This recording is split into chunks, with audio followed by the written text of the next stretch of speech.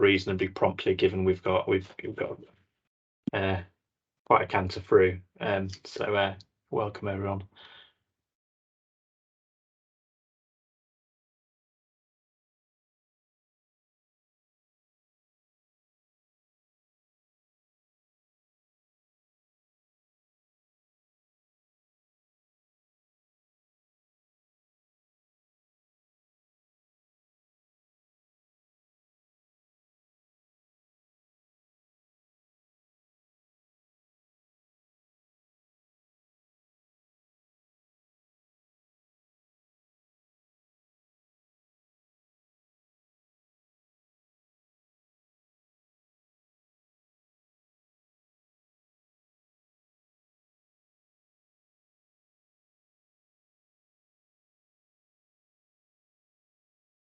On that question, Julie, what I suggest is when we get started, if we'll have cameras on of those who are kind of speaking in a session, and then if people are asking questions or what have you, if they're comfortable putting the camera on, we'll do that just so we make sure those that are speaking in the sessions have got their little frame up in the middle, if that's all right with you. Absolutely great, thank you. I'll let me cover that off when I do the intro as well. Thank you.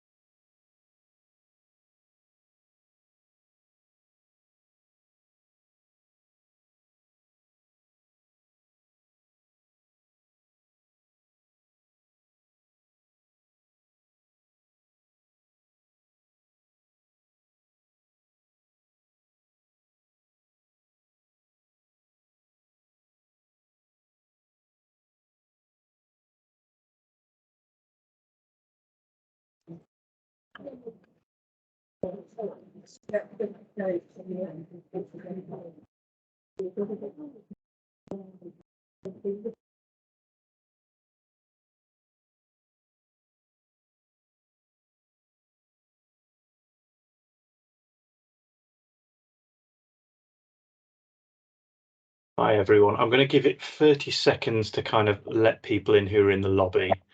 And then I'm going to make a start. I'm just conscious of time this morning, and we want to get through quite a lot. So I'll give it 30 seconds, and then as people join, they can I'm sure catch up.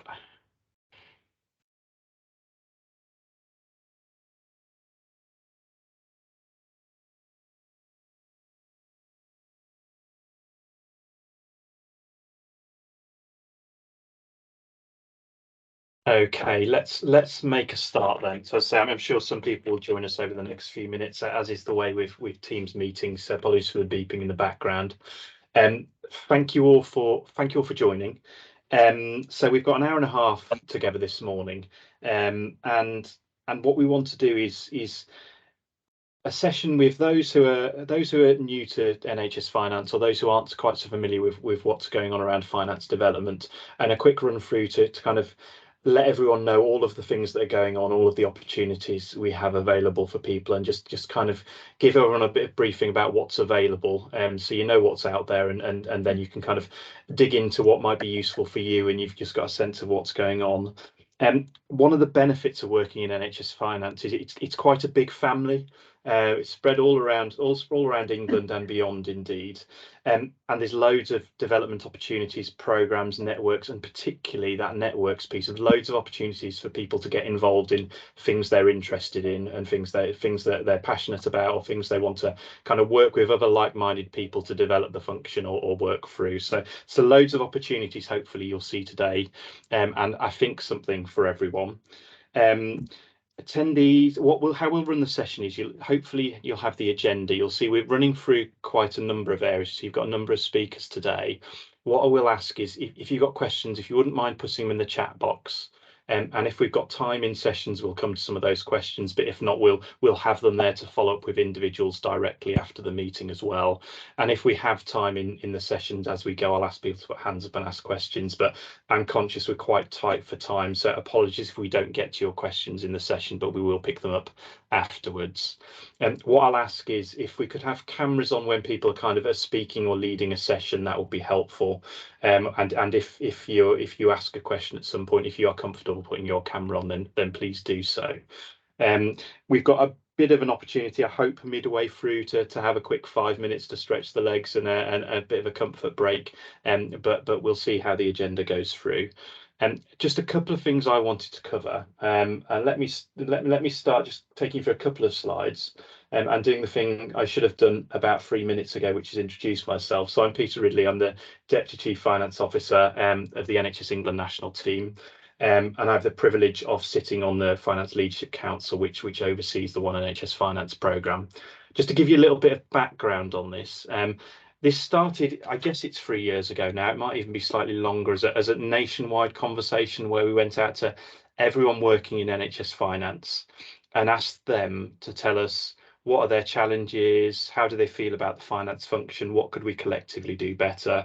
And effectively there's a big online forum where everyone could get involved. And frankly tell us about NHS finance. You'll see there over 3,000 individuals took part, 30,000 contributions, and that was all used and distilled down to come up with what is now the One NHS Finance programme. So people told us about what they cared about, what they wanted to get involved in, and what we should be focusing on. And that, frankly, has been used to develop this programme and the finance development strategy. Loads more detail on all of that on the One NHS Finance website. If you haven't come across that yet, a really good resource for kind of the background to this, but also what's going on. If I could jump to the next slide. In distilling this down in the strategy, and from what everyone told us, we came to a few things that were really important to us as an NHS finance function and NHS finance community. And this is what we keep on coming back to. This is our vision for what we want the NHS finance community to be. And I won't read out other slides, but I think this one is quite important to this being our focus, and this is what all of our work is leading to. So we want to be a diverse, highly skilled and respected workforce with strong leadership, working together to support the delivery of world-class health and care. We're innovators and problem solvers, collaborating across systems to provide the best value for patients, and we strive to improve our function, develop our people, and make our NHS the employer of choice for a career in finance. So that's our vision of what we want to do, and that's how we've gone about organising ourselves. What I'd say is what feels different about this programme from what I've seen in my career in finance is the vast majority of what you see and what you hear today is individuals working in NHS finance, participating and helping move things forward. So it's kind of by the NHS finance community for the NHS finance community. And that just has a different way of embedding what we're trying to do. So that feels different. We're also increasingly building a momentum behind this, and a lot of that comes from the sheer number of people who volunteer and take part in one of the various networks you'll hear about today. So actually what really drives this forward is the energy and enthusiasm of now literally thousands of people who are involved one way or another in the One NHS Finance programme, which makes it a fantastic place to be. It's full of ideas, full of energy, full of people trying to make a difference. You'll hear a bit more about all of these things as we go through today, but the next session will focus on kind of the three main strands of One NHS Finance, the National Finance Academy, Future Focus Finance, and the Finance Innovation Forum. All of them are about us working together to try and achieve some of the things that people told us were important to them. And so in a second, I'll introduce kind of a leading member of each of those three streams, of each of those three strands, who can describe to you kind of what we're up to and give you a bit more background on those things. If I move to my final slide, and then I'll introduce our first set of speakers. Just something on this screen around how we'll achieve our strategy. So again, taking that vision and really breaking it down into what we want this to look like, and when we look back, how we want this, what we want to have achieved. And what I will say is we've got a real focus in the whole programme of not just describing visions and strategies. This is all about actions, and we try and break everything down into actions we need to take nationally, regionally, at a system level, at an organisation level, and indeed at a team and an individual level. So we try and express everything in terms of wherever you are in the NHS finance family in England, actually, how can you contribute, and what do we expect of each other in order to drive this forward? And these are some of the things we want to achieve in that strategy. That's kind of a whistle-stop tour through kind of One NHS Finance at the very highest level. As I say, we've got some fantastic speakers today that will talk about this in more detail and talk about some of the other things going on in finance development in the NHS around skills development, our links to Leadership Academy and other areas. But I wanted to start off with a bit of a brief introduction to One NHS Finance. And what I will do now is, for the next 20 minutes, we're going to talk through those three kind of main strands you've seen on the previous slide. So I'll ask them to introduce themselves properly, but we've got Simon Worthington with us from Future Focused Finance. We've got Adrian Snar, who's part of the Finance Innovation Forum. And I'm hoping we've got Mike Keach here for the National Finance Academy. I haven't seen him spring up on my screen though. So Hi, Peter. Mike is here. Fantastic. So good to see you. So what I'll do is I'll hand over to you, Fred. I think in the running order we've got at the moment is Simon, if you would kick us off, then Mike, then Adrian, and I'll let you pass between each other and do your bit. So thank you all. Right, fantastic. Thanks, Peter. Yeah, so hello, everybody. I'm Simon Worthington. I'm Finance Director here at Leeds Teaching Hospitals, but I also support Future Focused Finance and sit on the Finance Leadership Council, which I'm absolutely delighted about. And I suppose first thing to say, Peter's done a great introduction into One NHS Finance, and the very fact that we're having this session is a result of that conversation, you know, and all the work that we're doing. So I hope you really enjoy the session and get a lot out of it. So if we move to the next slide, please. So what is Future Focus Finance? So it's part of One NHS Finance, a national programme. Actually, Future Focus Finance existed prior to the One NHS Finance conversation. So we brought all that together. And the idea of it is really there's about 16,500 finance staff in the country working in the NHS. And what we really want to do is make everyone feel like they are one big team working together, sharing good ideas, supporting each other in difficult times, having fun, and just, you know, working to support the great work that we do in the NHS to improve the health of the population and to look after patients. And there's a huge amount of opportunity for colleagues if they want to join in. There's so much to join in on, and you can join in on a little bit, or you can join in on a lot. But you know, you'll get great benefit from joining in. What we're working on is we really want to promote NHS finance as a career of choice, make NHS finance the best place to work. If you want to be an accountant and do something you know, good in the world, why not work in the NHS? We want to support our colleagues and support staff, and absolutely loads of stuff that I'll go on to on that. We want to share and network great ideas. So Adrian is going to speak in a minute about the Innovation Forum. You know, Future Focused Finance colleagues are supporting all those innovations, and also the academies. So, you know, although we've got the three legs of One NHS Finance, they all sort of work together. We do great work as well in talking to our clinical colleagues in the NHS and helping them understand NHS finance, demystifying it. There's some wonderful work on that, and it's really exciting work to get involved in. And as I said, we just really want to make the NHS finance a great place to work. You know, for all sorts of obvious good moral reasons why you want that to happen, but also if staff are feeling really supported, you know, and feel it's a great place to work, they will do an even better job for patients. So that's wonderful. So I've moved to the next slide, please. Whoever's driving, thank you very much. Oh, no, we've missed one. Back one. Yeah, have we not missed one? All right, the slides I've got a bit more slides. Never mind, go to the next slide. It's all right. It's okay. So just before we get on to upcoming events, yeah, I'd say when we say join in, what do we mean? All right, so colleagues might notice I have got this nice yellow lanyard on. What that means is I am a value maker. Okay, so what's a value maker? So a value maker is someone who's signing up to One NHS Finance, joining Future Focus Finance, which is easily done through the website One NHS Finance, and basically signing up to join in, be positive, and engage. And we've got, of the 16,000 staff in NHS Finance at the moment, we've got 3,200 staff who have signed up to be value makers. And my line is on that is that the ones who haven't signed up yet, they probably are value makers, but they've just not got the t-shirt yet. So if you please do sign up, and you'll get loads of information all the time of how you can get involved, and all the networks, etc., open up to you. There's also a load of other networks that you can see on the One NHS Finance website.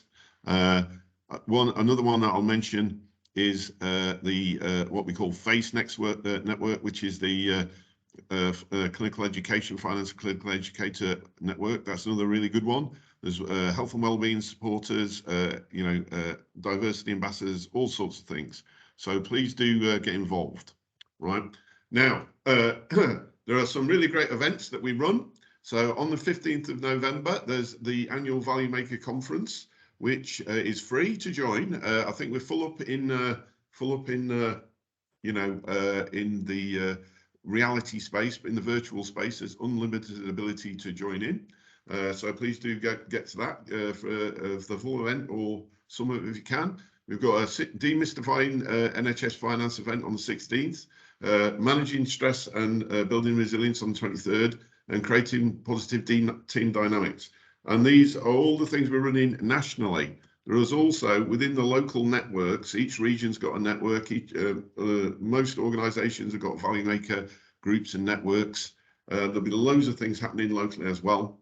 And then you can see the nice list of showcase sessions there, which hopefully you're looking at and think, oh, that sounds really relevant and useful to me. Okay, so wonderful. So please do join in those things, and just take a minute, if other than coming to this session, which is wonderful, just find half an hour, 10 minutes, go on the One NHS Finance website, have a poke about, and you'll start seeing all the great resources that are on there. Talk to your colleagues in your organisation.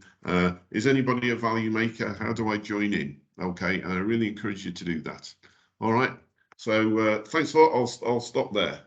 And I can't remember if it's Mike or Adrian next, but hopefully you know. Yeah. I think it's me. Great to see everyone. So my name is Mike Keach. I'm the Chief Finance Officer here at Cambridge University Hospitals, based in the East of England region. And I'm also the regional representative on the National Finance Academy and part of the National Finance Academy Leadership Board. I mean, it is really great, as Peter said, to see so many people here this morning. I think there's close to 70 of us in the virtual room together, people who've chosen a career in NHS finance. And I made that choice, and I'm delighted I did. It's such a rewarding place to work, and I enjoy the interactions I have with colleagues here and getting to see what an impact we're making directly on patient care. So I'm going to talk about the National Finance Academy, and this slide is really helpful just to describe in one word or one sentence what the National Finance Academy is. It's a one-stop shop for all NHS finance staff for their training and development needs. It's designed to help individuals progress in their careers, whether that's through securing new skills to support the move to the next role, or cementing their skills and developing to deliver their current role in the best way possible. I've got a few slides I'll just talk to you briefly, which just describe a bit more detail around what the Finance Academy has to offer.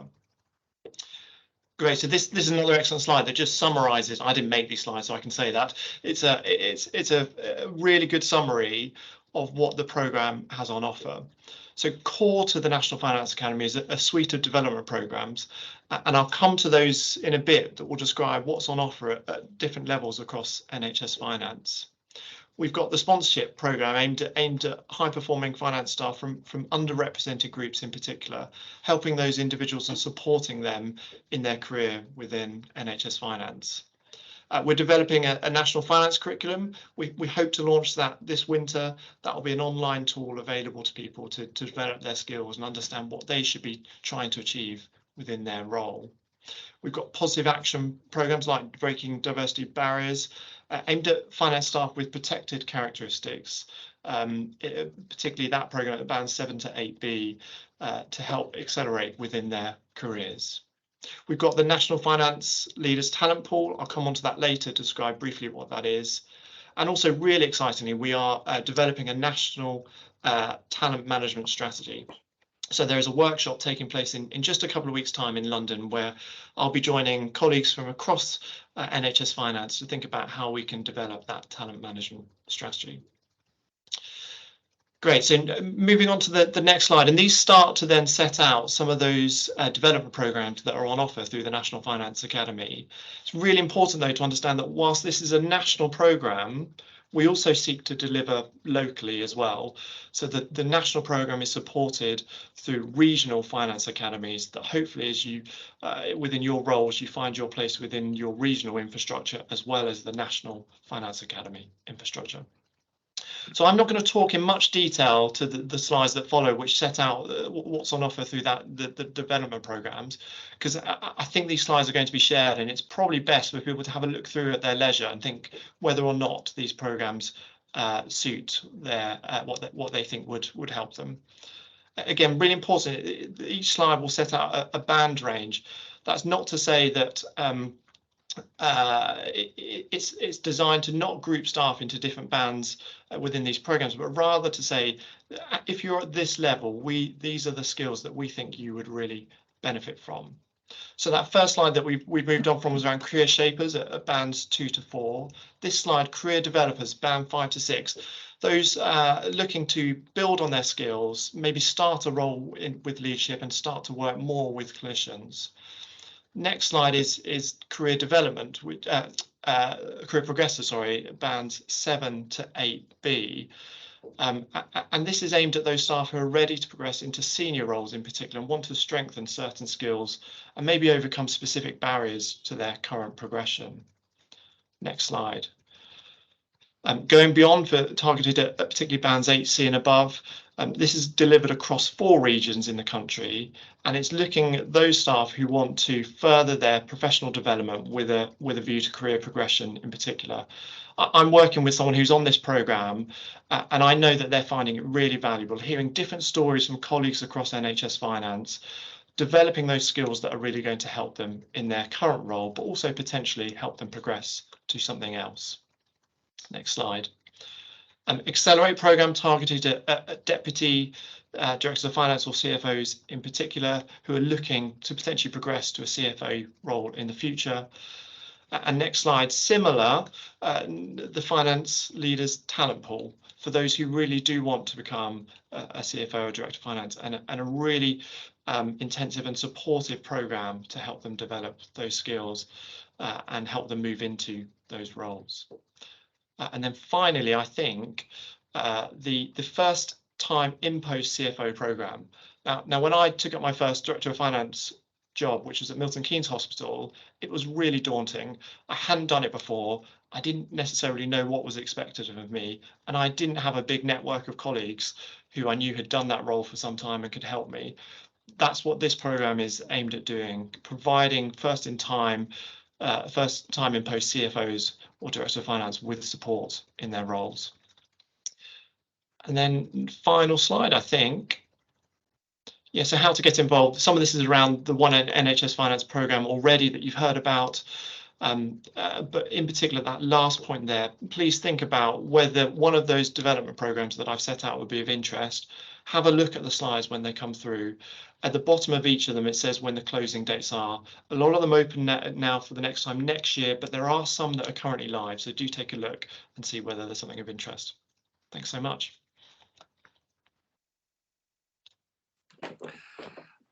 Thank you, Mike, and good morning, everybody. My name's Adrian Snar. I'm Director of Finance and Resources at South West Yorkshire Partnerships Trust. I just wanted to give you a little bit of background on the work we're doing on finance innovation, and the work we'd like to do to try and create a sharing platform. So if we could just move on to the next slide, please. Thank you. So the forum is kind of, as the name suggests, we want to create a broad forum where people can share ideas and share innovations that they've either implemented in their teams, in their trust, or in wider networks.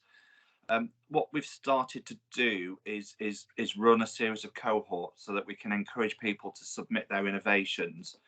And we've got an agreed process whereby we'll peer review those innovations with colleagues from NHS teams in different organisations, and then publish them on the One NHS Finance website.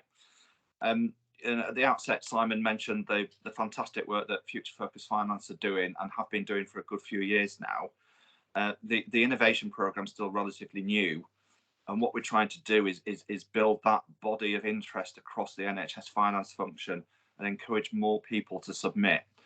So what you can see there is that, we've run 3 cohorts so far, and we've had 48 innovations that we've published.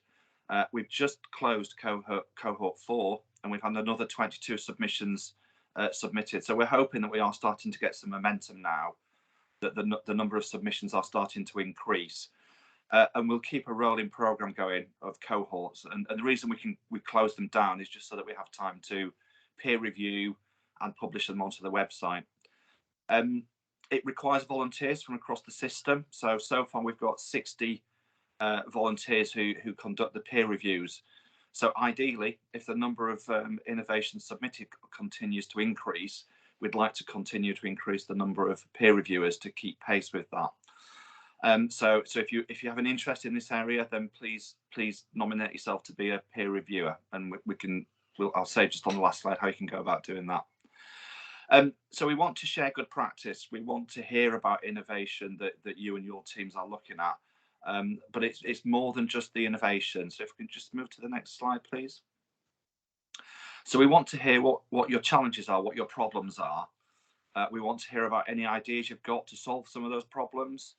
And importantly, we want to hear about innovations that you've already been and done in your organisation and see how we can replicate it elsewhere. But the problems is an area we want to focus on, interestingly. We want to hear what the challenges are. We want to see if there are innovations out there we can match up with the problems. So that's something we're going to try and promote and encourage over the next couple of months. What are the challenges, and what can we do collectively to try and look at solving some of those problems? And I'll just give a quick example in the next slide of one of those problems that was submitted that we are working through. I won't go through this slide in detail, but we have got a software skills network.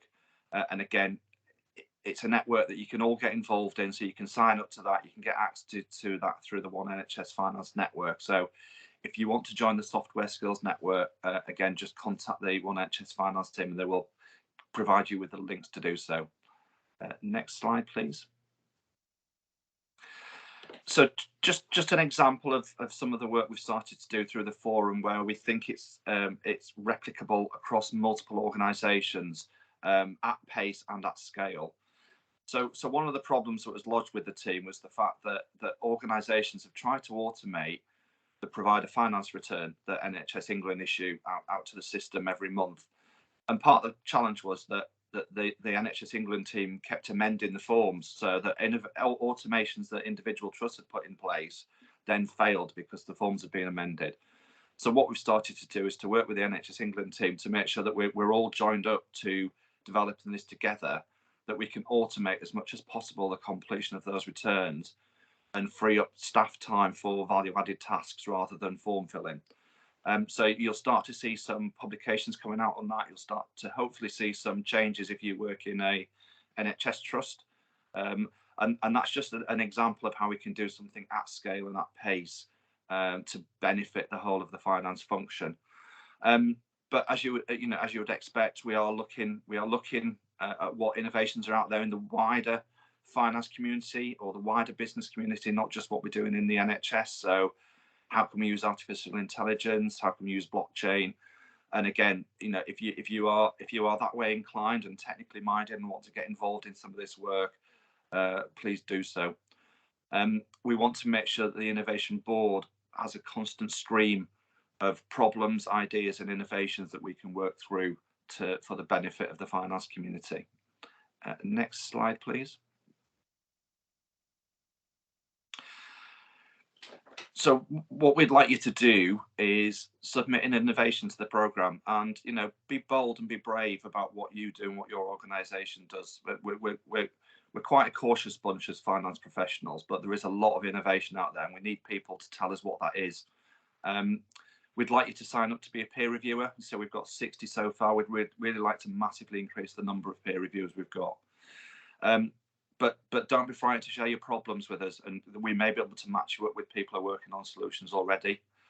Look at the interest we've got in R&D and automation, and again, if you've got any ideas or any expertise in that area, please get in touch with the team and join up to the Software Skills Network, where you can engage with other organisations, other individuals, and again look at the art of the possible in terms of how you can maximise the use of software we've already got. So hopefully that was a quick canter through of what we can, what you can offer the Innovation Forum, but equally what we can offer back to you. Am I handing back to Peter? I think so, Adrian. Thank you so much for that. Thank you. Well, thank you all three of you. Thank you, Simon. Thank you, Mike. Thank you, Adrian. A really quick canter through loads of great work that's going on there with One NHS Finance and the various strands of work. We're reasonably short of time. Probably got time for one question if someone put their hand up. Otherwise, I'll kind of move on to the next session. But has anyone got any burning question they'd like to ask? If not, I'll put the three of you on the spot and ask you one thing myself. Let's just, with the final minute we've got then, so 30 seconds for each of you possibly, of what's the one thing you'd suggest people on the call here today do in the next week or two to kind of learn more or find out more? What's the one thing you'd suggest people do off the back of kind of the session we've just had? Let's start with, go in reverse order. Adrian. Yeah. So if your organisation hasn't submitted an innovation, ask why. Because there is a lot of innovation out there, and equally, if you don't think you're an innovative organisation, look at the ones that have been peer reviewed and published already, and take one off the site and implement it in your organisation. Thank you, Adrian. Mike. So probably what I said in the session. Have a think maybe today what you want to achieve in your career, and have then a look at those slides and see where does it fit with what I want to achieve, but also talk to your colleagues and talk about what might be of interest to them. Really promote the programmes that are on offer through the National Finance Academy. Brilliant. And Simon. Well, thanks, Peter. Well, I just encourage colleagues to speak to colleagues in their organisation and find out, who's a value maker. That shouldn't be very difficult to do, hopefully, and then talk to them about that. And sign up to be a value maker and join in that, and that's really is a route into all the things we've just been talking about. So encourage you to do that. Brilliant. Well, thank you all three of you. Thank you for taking the time. Thank you for keeping us to time as well, which is always appreciated. And sorry we can't do what we do in the room of give you the round of applause you deserve, but thank you so much for that session, and hopefully that's given everyone a bit of a sense of what's going on. So thank you all. Let's move on then. So next slot is HFMA, Healthcare Financial Management Association.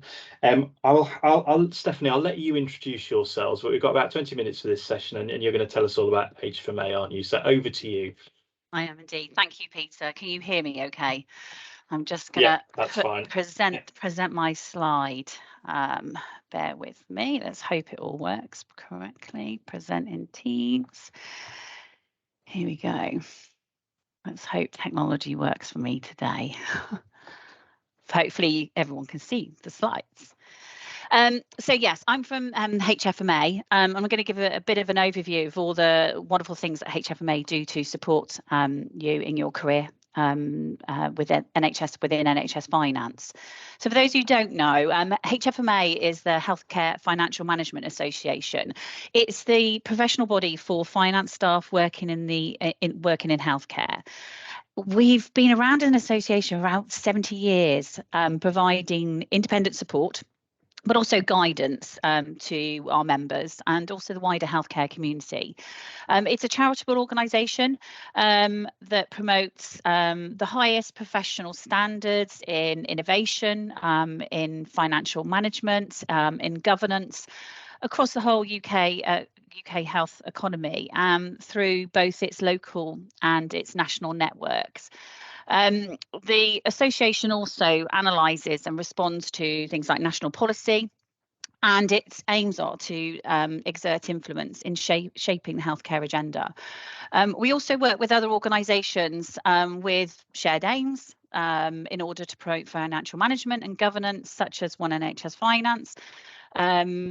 And we are currently the biggest provider of healthcare finance and business education and training. And I'm going to go into a little bit more detail about the range of professional qualifications, e-learning and events and training that the HFMA offers. Just going to move to the next slide. So there's a list, an overview, I guess, of some of the work that HFMA does. Our individual membership, as a member of HFMA, you'll have personal access to a wide range of exclusive resources, technical guidance to support your personal growth and your career development within NHS Finance. We've also got 13 regional branches, so we've got places like the West Midlands, South West, South Central, London, and we run there are programmes of events that are run through the branch networks that support the national training programme. Your branch will have your own annual conference. There are student conferences. I think some of the branches even have their own football teams. We've also got the Hub network, and that's sort of an organisational level network. And we do a lot of work driven through our policy and technical team. And we have networks that are focused on particular groups of organisations. So we have a provider network. We also have our commissioning, our ICB, Integrated Care Board network. We have a mental health one. We have one for our chairs, our non-executive and lay members, or I think they're called NEMs now. And we also have our leadership and CEO network. We've got our Healthcare Costing for Value Institute, and that supports the NHS to improve costing. That's very focused around our costing practitioners and supporting them and working with their clinical colleagues. We've got the Skills Development Network, and that's providing organisations with training and development opportunities that are designed specifically to meet the needs of you, the staff, but also tailored to the specific region. There's also a couple of national events. So we're leading currently up until our annual conference, which is the beginning of December. And then we've got a summer conference and pre-accounts planning. They're our national events. And hopefully at some point within your career at HFMA, some of these conferences. We also do a lot of technical briefings. So our work covers anything from financial management, governance, audit, technology, digital, workforce and diversity. We also respond to consultation on things like the 22-23 national tariff payment systems. And there's a little bit more detail. I'll go into the work that the policy and technical team are doing in a minute. We also have a suite of bite-sized courses, which are, I think we've got over 80 online e-learning modules, courses, which are focused around healthcare, finance and governance, some of which are actually available for free. And again, I'll go into a little bit more detail about how you can access those free courses later. We also have our multi-level qualifications. We've got two. The one which may be most of interest to some of you throughout your career in NHS Finance is the master's level qualifications in healthcare business and finance. And then we've got our interactive trainer tool, the NHS operating board game. It's a chance to run a trust for the day, to understand about the impact decisions both clinically, financially, operationally have on each other on the running of an organisation. It's really insightful and assumes no previous knowledge of NHS finance. And my next slide, I'm going to talk about HFMA membership. So HFMA currently has just over 21,000 members across NHS finance, and you could join the HFMA as one of our members. The benefits of being a member are you would get access to our weekly news email, and that includes newsworthy articles relating to NHS finance and the wider healthcare community. There's also links to jobs that are within NHS finance, and other articles and things that work that HFMA is doing. We also produce a quarterly hard copy of a magazine that you also get a copy of. You also have free access on the HFMA website to all of the blogs or the briefings, the surveys, the webinars, and so much more. There's a lot of information on our website to support you. There's an opportunity also to join one of the HFMA committees and to vote on the AGM, on the annual general meeting. And be part of your local branch network. You know, there's a national network, but there's also that local branch network. There's some discounts available as well. So for a member, an individual member, there's discount rates to coaching services. You also get some free mentoring at a regional level. There's discount to some of the branch events. And if you're ever in London or you're based in London, you can use the events conference centre that we've got down in London, 110 Rochester Road, for a couple of hours if you want to have a meeting or do some work. So as of January this year, HFMA launched their new offering for bands or individuals working in bands 2 to 6 in the NHS Agenda for Change, bands 2 to 6. You're now eligible, if you're within that group, for free membership to the association. So if you're currently working in that banding, you're eligible to access that benefit, and that applies to anyone who's working in all 4 of the UK nations and those working in their equivalent bands. If you're in a band 7+, then you can join the HFMA from as little as £65 a year or £5 a month. So on to a little bit about our policy and technical team. We have got a dedicated policy and technical team that focus on producing guidance to support our members. Each year, we basically agree where to focus our work on. And this slide here in front of you sets out the work programme for 22-23. And then as the year progresses, we then scope specific pieces of work. You may or may not be aware, but things do change. And so our policy and technical team will adapt to that and respond to those changes. Some of those changes could be quite specific and technical briefings, such as IFRS 16, to thought leadership on how finance can support addressing equality, diversity issues and health inequalities. But all of the work that the policy and technical team is aimed at supporting our members and obviously the wider finance community as well. So I mentioned earlier about our committee. So we use a committee structure to develop the work programme. As you can see here, there's actually a wealth of different committees that you could join if you're a member of the HFMA, but also that we support. So we work together with these committees to drive the themes for our hub committee and also the larger national programme as well. But you'll see here some of the hub and institute committees are quite specific in that they draw down into mental health or commissioning or acute settings. Really useful tool here is our directory of resources. We've produced this directory with One NHS Finance to signpost members to all the resources available through the website. So if you go onto the HFMA website, you find the directory of resources. You can literally type in a few keywords such as financial reporting, accounting, primary care, etc., and up will pop a list of resources that HFMA, One NHS Finance, have to have in those particular topic areas, and that could be anything from some bite-sized courses to a briefing or a webinar. So it's a great place if you're particularly focused on looking at a particular subject area to use as a tool. We've also got our introductory guide to NHS finance. This is basically the Bible for NHS finance.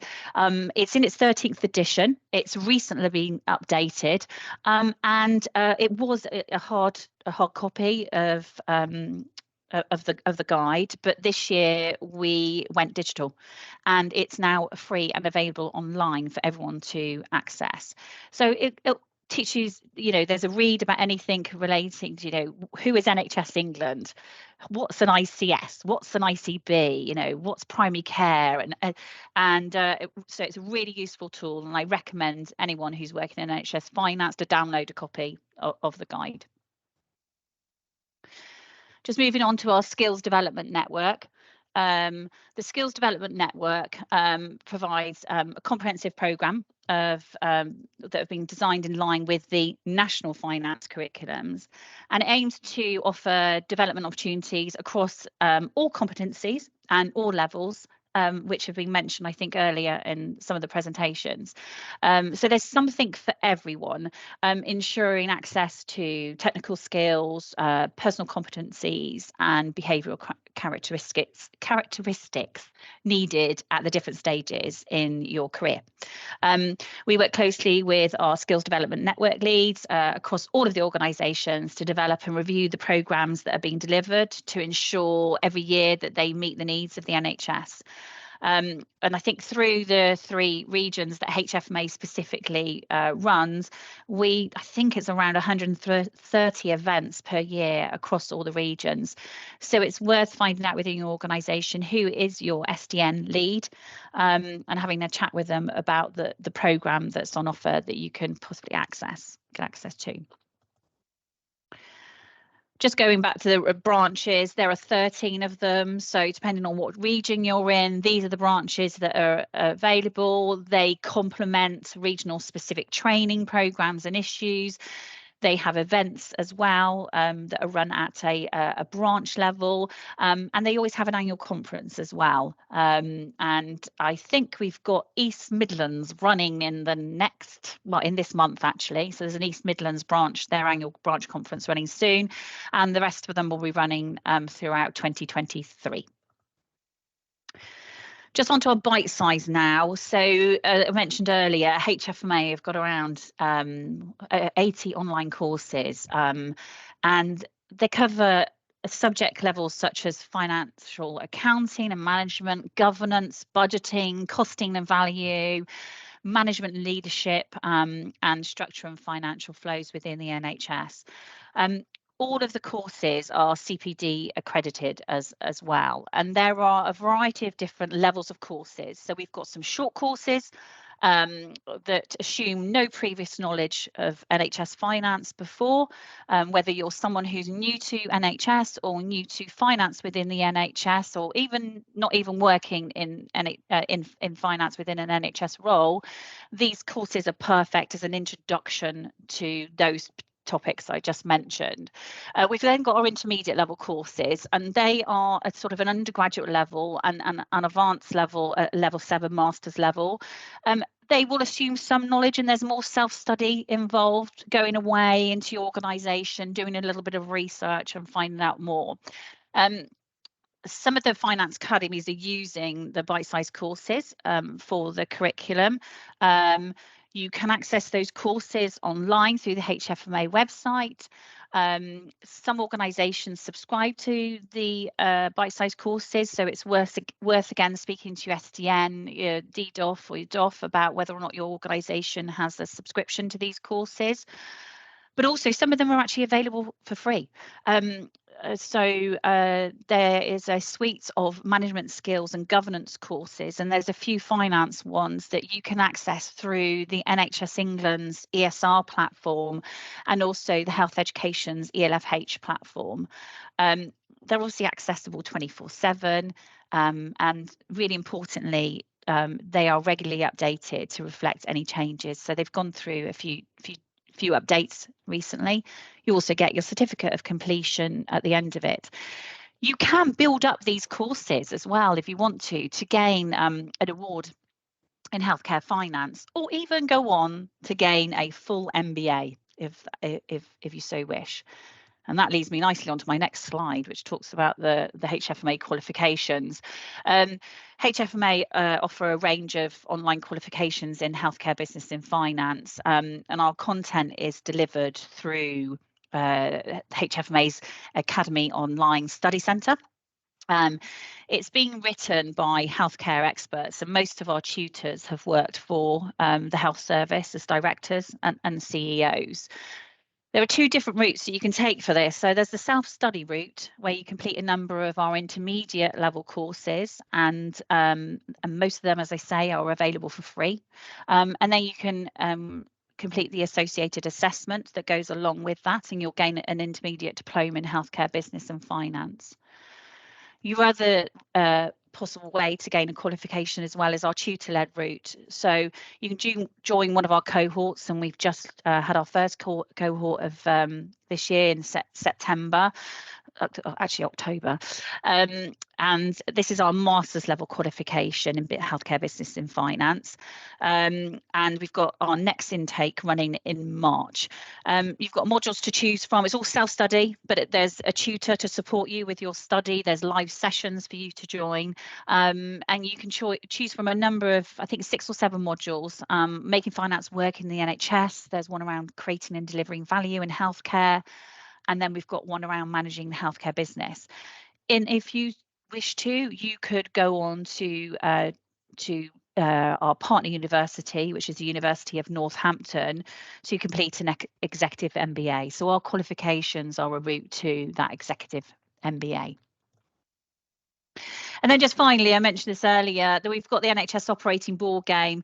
It's a very fun but informative and interactive training day. So you've got a day out of the office to understand some of the key challenges and changes facing acute hospitals. So this is a picture of our acute NHS operating board game.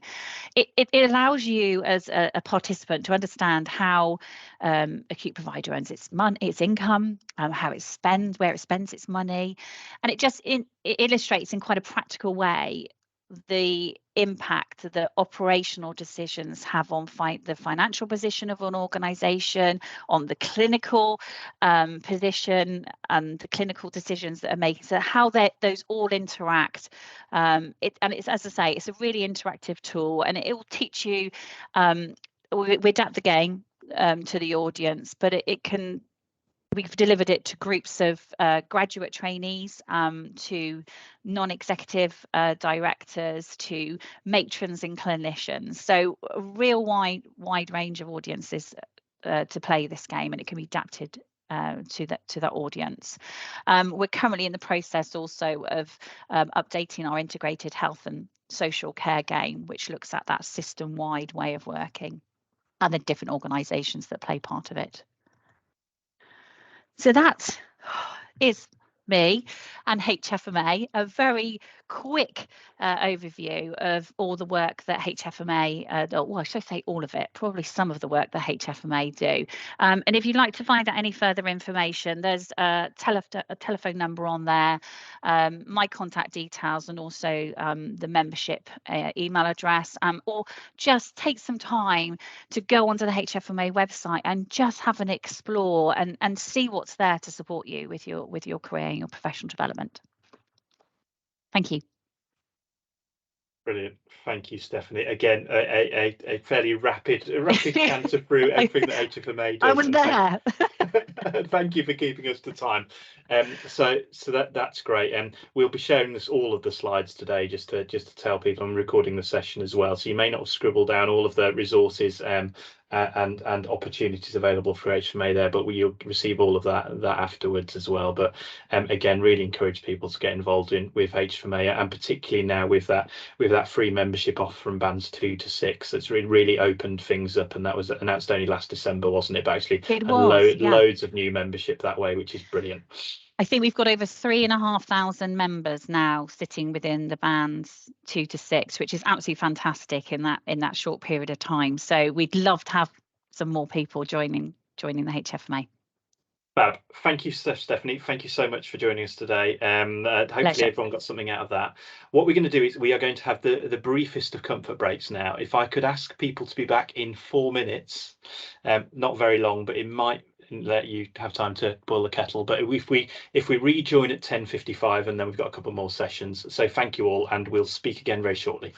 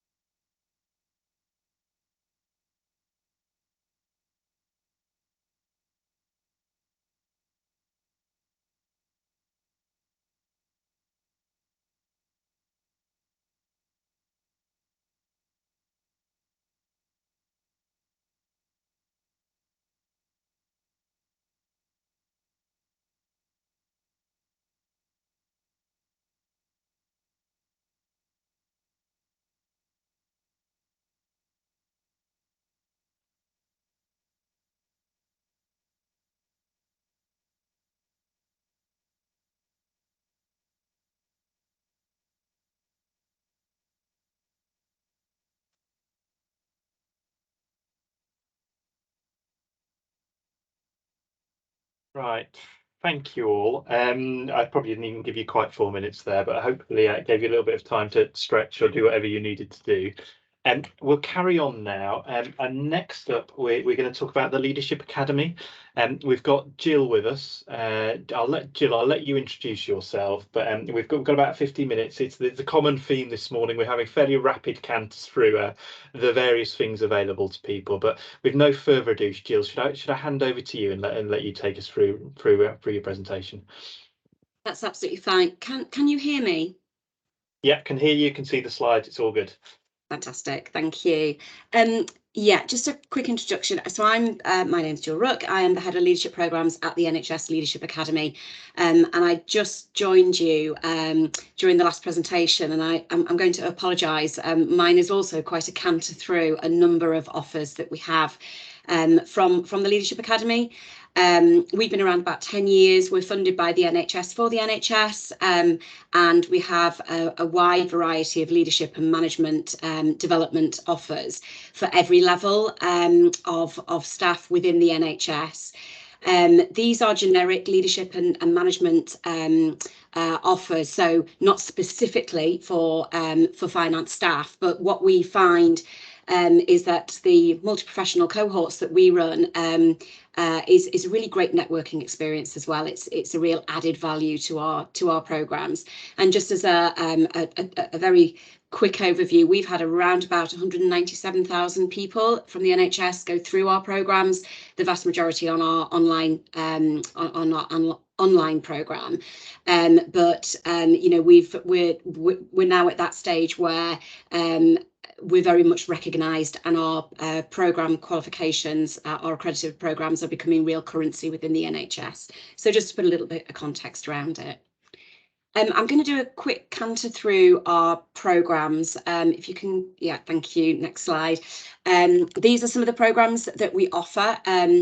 As with all kind of education and training providers, we offer them some on an annual intake basis, some on a rolling recruitment basis, and some completely open for enrolments. I'll also talk a little bit about apprenticeships as well, but these are just some of our programs that we've been running and expanding our portfolio over the years here at the Academy. The next slide, please.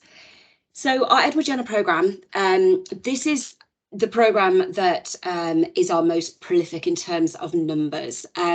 We've had around about, I'm going to say about 135,000 people participate in the programme from all walks of life in terms of the participation levels and clinical, non-clinical, various professions. It's a real introduction to leadership and management within health and care. It's completely free to enrol. There's you can access it from our website, and don't worry, these slides will be shared, and there is a link on that first page to our programme web page where you can click on any of these programmes and get a bit more detail. So don't worry about taking it all in right now. But this programme is, I say, completely free to enrol. You can dip in, dip out. It's a massive open online course, which means that it's completely up to you what speed you go at. We also have 2 levels of qualification to it, so 2 assignments, and then that leads to the NHS Academy, Leadership Academy Award in Leadership Foundations, which, as I say, is becoming real currency in terms of a recognised qualification, both for job applications, but also we're seeing it more and more in job descriptions too. We also have aligned this programme with the apprenticeship level 3 so that it absolutely aligns with a tried and tested standard in terms of leadership and management. There is a bit of feedback on the Jenner programme. Obviously, we evaluate all of our programmes. So on the next slide, which I won't go through in a great deal of detail, but there's been a huge impact in terms of participant learning, and there's a little quote there from one of our participants. We are also seeing Edward Jenner being embedded into a lot of undergraduate and postgraduate qualifications and some professional qualifications as well. So really kind of extending and expanding our reach. The next slide, please. This is the Mary Seacole programme for first-time leaders. We've had around about 14,000 people go through this programme. We refreshed the programme around about 7 years ago. It used to be a postgrad cert, but what we were finding is that it was quite heavy in terms of academic workload, and that even when people went through the programme and it was phenomenally positively evaluated, they still required some management training, and part of that was actually finance training. So what we did, we actually took out the academic elements to it. We decreased it to a 6-month programme, which is primarily online, and just 3 one-day workshops, either virtual or face-to-face. We've seen a big increase on the Mary Seacole programme as we've gone virtual since the pandemic. All of our face-to-face elements we converted into virtual workshops or residentials, and particularly for the MOSICOL, we've seen an increase in numbers of participants, and what we're hearing from our evaluation is because it's more accessible, being a fully online programme, and therefore going forward we will be offering both face-to-face and virtual versions of the programme so that we can be as inclusive as possible. On completion of the programme and the assignment, you will get a Leadership Academy Award in Healthcare Leadership, which again is becoming real currency in the job market. We're also finding that with the inclusion of 4 management modules, to say one being finance, but recruitment, selection, performance appraisal, and so on, that it's actually covering quite a lot of that technical training that first-time leaders require as well. And again, what we're hearing from participants is the multi-professional cohorts is really opening up people's eyes to other parts of the system and other professions as well. And again, the next slide just shows a little bit about the impact and a quote in terms of the programme.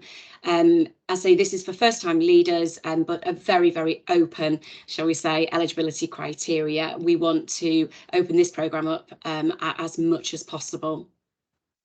The next slide shows our one of our mid-level programmes, the Elizabeth Garrett Anderson programme. This has been running since 2013. It's our MSc programme.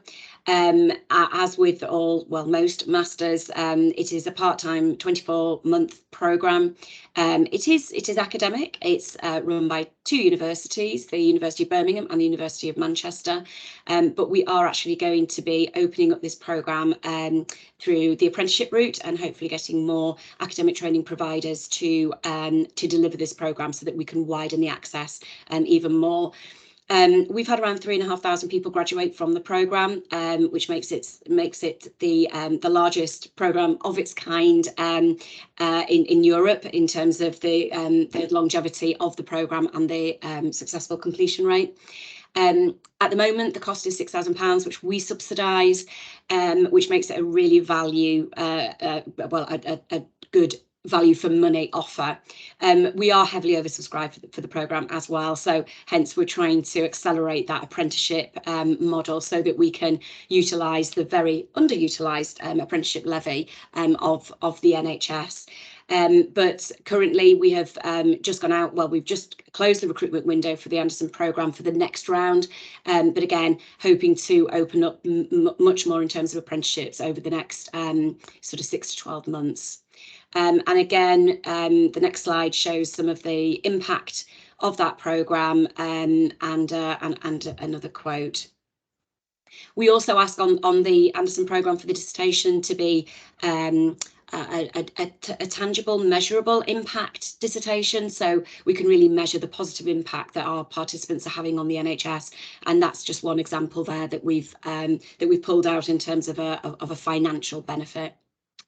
If we go on to the next slide, so we did a bit of research a few years ago around our mid-level offers, and at that point we just had the Elizabeth Garrett Anderson programme running, and what a lot of people were saying is that as a mid-level leader, either we already have a master's or we don't necessarily want an academic qualification, or we can't commit to a 2-year academic programme. And so we created a non-academic programme, the Rosalind Franklin programme for mid-level leaders. This is a 9-month programme with 7, shall we say, face-to-face days.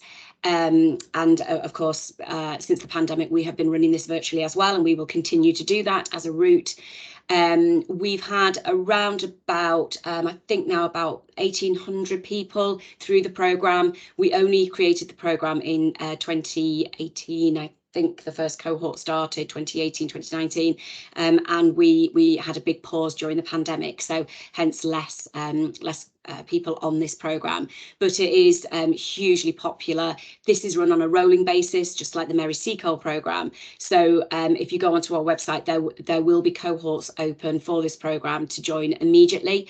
Well, I'm saying immediately, apply immediately, and then start in a few months' time. I think at the moment there's 3 or 4 open, and they are the virtual the virtual version, simply because the cohorts will start in midwinter, and we know the pressures that the NHS is under, particularly this winter. So the next slide, please. So as I said before, we are embedding our leadership development programme in apprenticeships. We've created relationships, shall we say, with training providers across many of our programmes. We're really excited about the Elizabeth Garrett Anderson programme, because we know that there is a huge demand for that programme. And we're hoping to extend that in the next few months. Right now, we have embedded Edward Jenner, Mary Seacole and Rosalind Franklin into a number of apprenticeships, actually. And if you click onto the next slide, please, we've also, I've just pulled out, we've got a number of pathways within the available apprenticeships that are out there for NHS staff at the moment, but this is the finance pathway that people may want to choose with our programmes embedded. So you can see there level 3 starts with some of the assistant accountant, compliance and risk officer, etc., with Edward Jenner embedded, and then you go on to level 4. If you've already done the Edward Jenner, you would not be required to do it again, obviously, but we have embedded it into level 4, level 5 and level 6 in terms of some of those finance apprenticeships. And of course, with apprenticeships, it's a cumulative effect, so as you progress through, you don't have to start from the beginning. You will just add to your portfolio, and right up there to a level 7, which is what we would consider a post-grad level apprenticeship. With apprenticeships, there is always some additional work to be done, but there's also additional gains to be had. So you have a work-based mentor, you apply your learning in real time, and fundamentally you get 20% off the job training time that is committed. So as an apprentice, you are not expected to do your training and education over and above your full-time week. You actually do get in real terms, you know, a day a week out, but 20% off the job, which is a real pull for apprentices. So we're always worth looking into those apprenticeships as well. Next slide, please. So we're going on to our more senior level programmes now. So the NIBEVN programme, again, this has been running since 2013. We've had about 1,300 people through this programme. Again, lower numbers because we don't want to flood the market with aspirant exec directors if there aren't the roles for them. And this is very much seen as an aspirant programme. So one of the eligibility criteria would be that you would be looking at an executive board level role in the coming sort of 24 months, and all the assessment and the sort of the pass fail is based on that. So we are quite strict around that eligibility and suitability criteria. We have just recruited to our 10th intake of the programme, and we are hopefully going to be starting that with our delivery partners, including KPMG and PwC, early in the new year. We've had a really great success rate in terms of BEVN participants then going on to executive director roles, and that's it. It is one of our success stories, and hopefully will remain one of our programmes in the portfolio for a long time to come. The next slide will show, I think, a bit more impact and some quotes there as well. We also are very well aware of alumni, should we say, alumni offers or alumni connection events. We had a NIBEVN one, I think it was just before the the pandemic struck, which attracted, I think, a couple of hundred people to an event. And equally, you know, we are aware that some of our action learning sets are still meeting 10 years later, and we know that because they meet here. I'm in the Academy building in Leeds today, and they meet here. So some of the connections that people make on these programs last, you know, for the entirety of their careers. If we go on to the next slide. So we're sort of climbing up the career ladder here now, and this is the Aspiring Chief Executive programme. So we've been running this since 2015, very small cohorts because of the numbers of vacancies at that level. But again, a really great success rate in terms of people coming off the programme and getting their first time chief exec role. I think we've got about 60-70% of our participants now in chief exec roles, which is fantastic. We're just in the process of redesigning that programme with the advent of ICBs and so on. We want to put much more of a system lens on the programme content and delivery, and so we're just in the process of redesigning that right now, and hoping to be able to recruit to the next intake of that programme early in the new year. And the next slide will show a little bit, I think, about, yes, the impact of that programme. And I think I just might have one more slide. We've got a couple of development networks, chief exec and chair development networks. These again can be just accessed really easily and quickly from the website, and completely free to access. And we've got really great events and sessions and masterclasses and so on that are going on. Please do go onto the website, and I think that you should have my email address on the slide deck as well. If not, I can put it in if anybody wants any further information. That's sorry. These are our kind of open access programs that people can just click on and enroll and work their way through. We've got the core managers, which is around inclusive leadership, and I think the second one is foundations in system leadership. And again, these are just completely free to access, launched very recently, and going down incredibly well, actually. So if anyone's interested in, you know, kind of equality, diversity, inclusion, and being more inclusive, or the system leadership, please do click on those and work your way through them. Coaching and mentoring, again, this is an open offer. Please do explore that if people are interested in either being a coach or being coached or mentored. There's 7 regional hubs, so please do access that. I think that's about it. Andrew, thank you. Thank you so much for that, Jill. Again, haven't given you quite enough time to give credit to all that's going on in the Leadership Academy, so thank you for taking us through it at a fairly rapid pace. As I say, we'll share the slides, and we'll share your details as well. So if anyone wants to, if there's anything of any interest in them, please look into what might be useful for you. But thank you so much for taking the time to share that with us today, Jill. Thank you. You're welcome. Thank you. Fab. So for our final session of the morning, then, so Stuart, should I pass over to you? Again, as with us, I'll allow you to introduce yourselves, and then if you wouldn't mind talking to us about skills development networks, I'll pass over to you. Thank you very much. Good morning. I just had a message flashed up asking me if I wanted to update my team, so I really hope that doesn't happen. Can you see my screen at the moment? We can see you. Yeah. Cool. Okay, so good morning, everybody. Thanks for the invite. My name's Stuart Wayman. My background is a senior accountant. I joined the NHS in the mid-80s, I think, and did my training there. And I was just having to think about this. I wasn't particularly aware. I joined the NHS because in those days it did have a reputation as being a good place to train.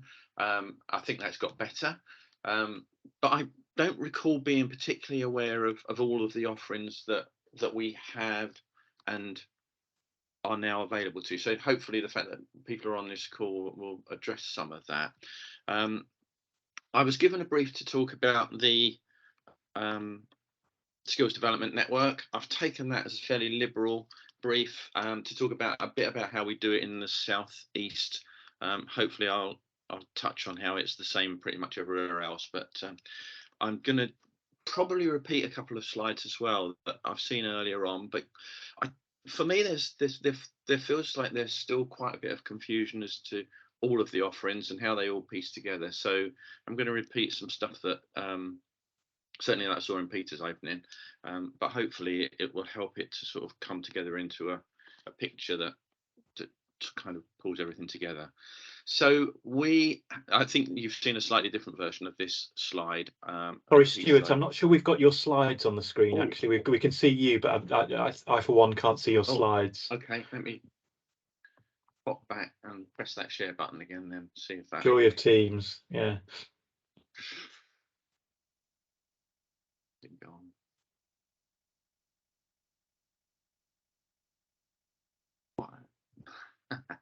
Let me try that. That's going to be a bit of a nuisance if that won't work. Natasha, have you got a copy of the slide? I didn't send them over. I can send them over quickly if you'd like. Yeah, if you can send them quickly, I can send them. Sorry about that. Don't worry.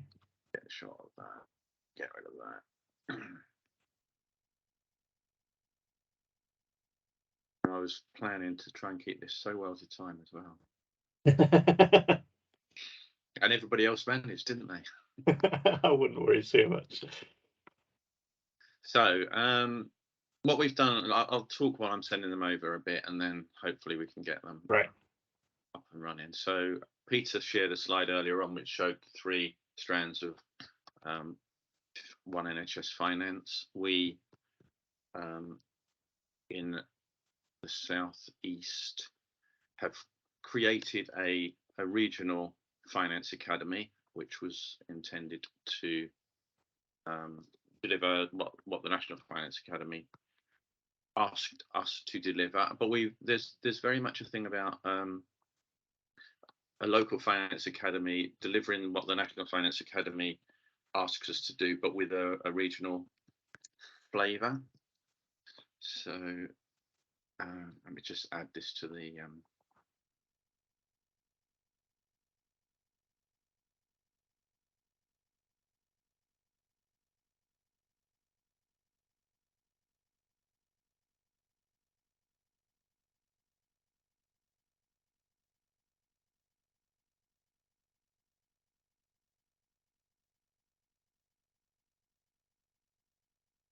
sorry, give me 2 seconds.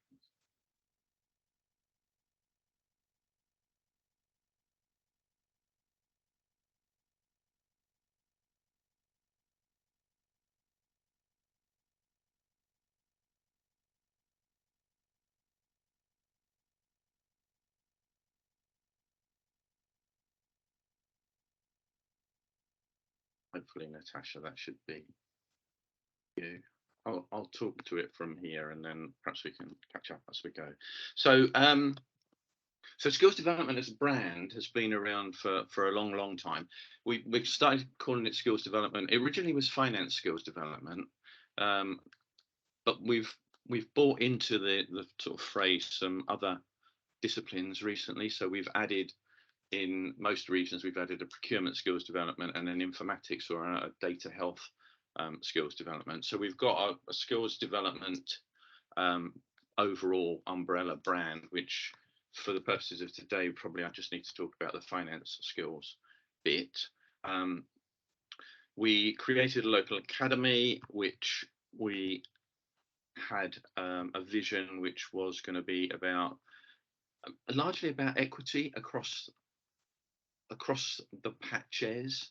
So when Stephanie was talking this morning, she was talking a little bit about the patches and the HFMA run patches. We're a little bit different in the southeast in as much, and it was on Stephanie's slide, as working together with HFMA to deliver skills development in the southeast, because ours is a patch that was 2 separate patches, one of which was delivered by HFMA, one of which was delivered by skills development. So we've now got one patch across the southeast, and we're working collaboratively with HFMA to deliver a skills development function across the whole of the patch. A big thing about that is about the equity of what we deliver. So previously there were 10 patches and we all did something slightly different, and we might have offered things in one patch that we didn't offer in another patch. So hopefully with the new academy sort of drive, we will be delivering a similar offering across the whole of the country. Have the slides arrived, Natasha? I haven't received them. Did you send me to my email address? I did. Give me a second. Yeah, I've just got them. I'll share them now. So when we created our regional academy, we decided that we would do the three things that were on the original slide that Peter showed you, which were the innovation forum, which Adrian talked about, the skills development that Simon spoke about, or future focused finance that Simon spoke about, skills development. We also decided that we would add two. So could we move on one slide from that, please, Natasha? Sorry, another slide. So we came up with two additional things. So we decided that we would treat equality, diversity and inclusion as a work stream of our academy on its own, and we also decided that we would treat sustainability as one. So we've given ourselves 5. The next slide really just puts a little ring around the skills development and just says that what I was here to talk about today is therefore just one of 5 strands of our delivery for the academy. If we could move on a slide, please, Natasha. So for each of the 5 work streams, we decided on what was an overarching aim and therefore what were the objectives that we were going to deliver. And again, the next slide was just going to put a little circle around the skills development to say, I'm really only going to talk about this bit here today. So if we could move on from there, please, Natasha. So the offering from skills development was based on the national curriculum, which again you heard mentioned earlier on, breaks down into 3 streams really. So there is this golden thread, which is the sort of the core things like integrity, awareness and compassion and resilience. There's a diagram here which is stolen from the one NHS Finance, which shows how all of these sit together.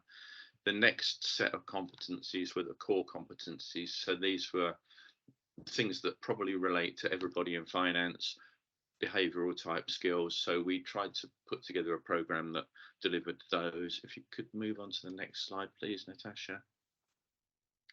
And then as that outer ring of the competencies, there's the things that are more specific to particular finance roles. Next slide, please. So this is about the one-stop shop. So everything that we offer in the patch now feeds into the One NHS Finance website. So I took a quick screenshot of the One NHS website. What you've got on there is you've got a chunk of resources that are skills development resources, and there's a chunk of things on there that are One NHS Finance resources. When you follow these through, for most patches, this will take you to what was the original skills development website, which has got a chunk of resources on it.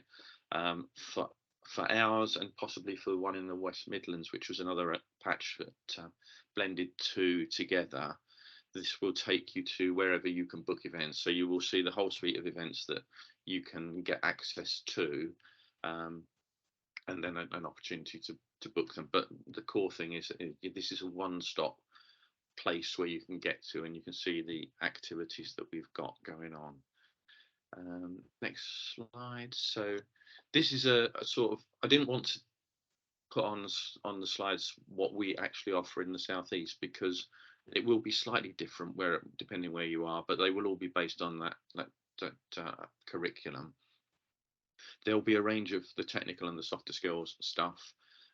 So ours is CPD that is available at the point of delivery. So the payment mechanism for skills development is that organisations contribute to skills development, and then everybody that's in that organisation is a member of skills development, and everybody gets access to all of the resources that are there free at delivery. There are also on the website, I was going to show you, if I could have got my screen to share, I would have showed you the website. You've got the link there.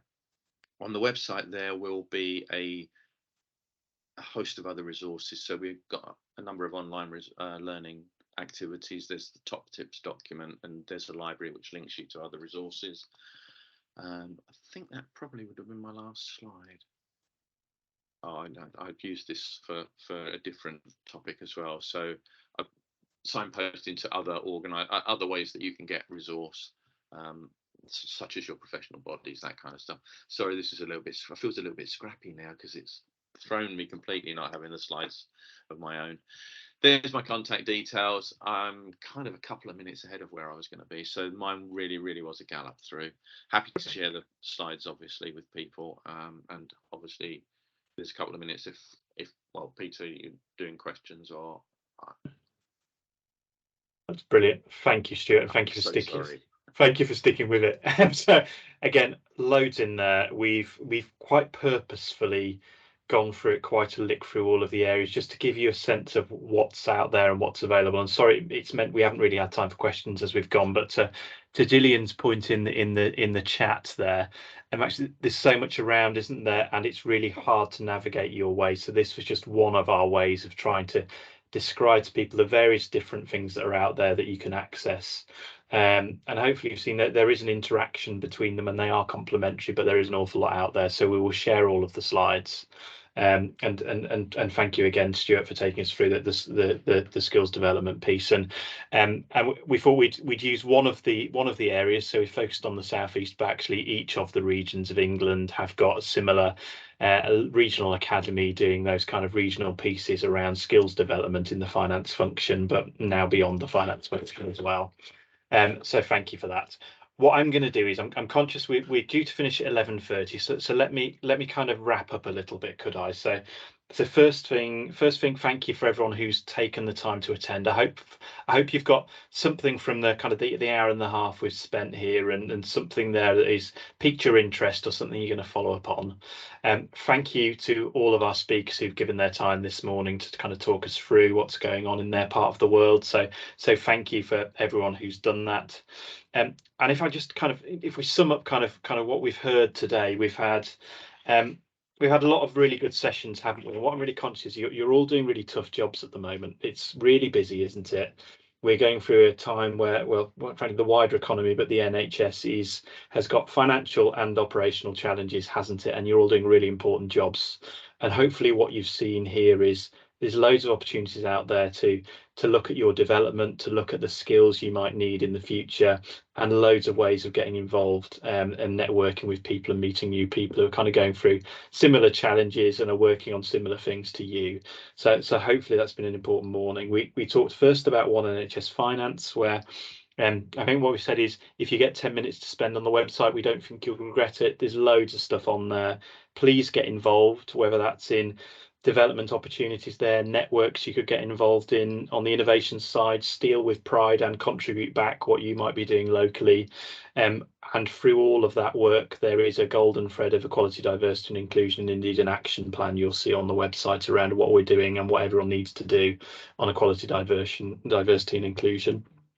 Stephanie talked to us about the HFMA, so that works hand in hand with One NHS Finance, particularly with free membership for bands 2 to 6. Please encourage people in those bands, or if you yourself are in those bands, please join up.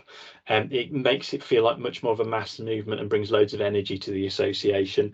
And please do check out the resources. So if I could talk about two, the introductory guide to NHS Finance is great and has been recently updated. And as we posted in the chat there, the directory of resources is just a fab place of if you're looking for something about primary care, or if you're looking about something about technical accounting, it's just the one place that will point you in the direction of something that might be useful to you. So please do that. Jill talked to us about Leadership Academy, so loads of programs there, but lots more around coaching and mentoring and bite-sized programs and the like. and a great way again of forming networks for life. So I've been on one of their programs, and still years on, I'm meeting with the group I did that with and get loads of value from that. And finally, Stuart on the Skills Development Network. Across all of the regions, loads of really good regional work doing, from highly practical pieces around kind of developing IT skills and Excel and the like, through to, as we've seen, sustainability, diversity and other things going on regionally. So please look at the slides when we send them round. Thank you so much for taking part. Loads and loads going on. And though we're all really busy and doing tough jobs, hopefully it's kind of another way of reminding ourselves we've got a really strong and supportive community here. And this is the kind of thing that helps give us energy, is uplifting, is loads of people kind of pulling in the same direction. So thank you all. Thank you everyone for taking part, and for those who've joined us today. And as I say, please follow up on some of the resources today and take what will be useful for you from today. So thank you all, and hopefully meet some of you over the coming days, weeks, months and years. So thank you.